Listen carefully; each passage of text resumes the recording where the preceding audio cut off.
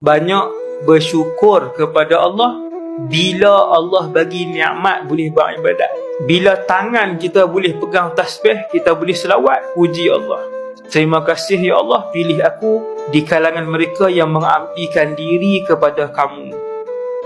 Alhamdulillah, puji Allah, sebut Alhamdulillah. Sebab Alhamdulillah ni pengikat nikmat.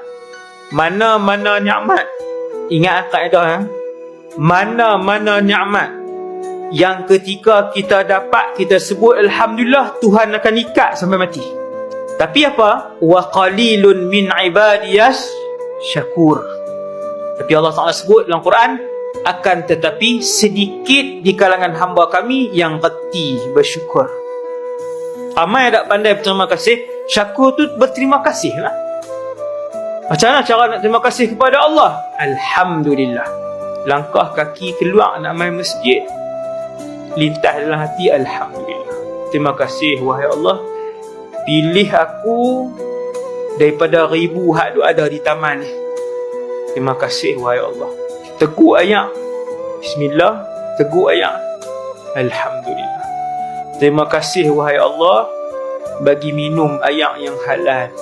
Ikat nikmat dengan banyak menyebut Alhamdulillah.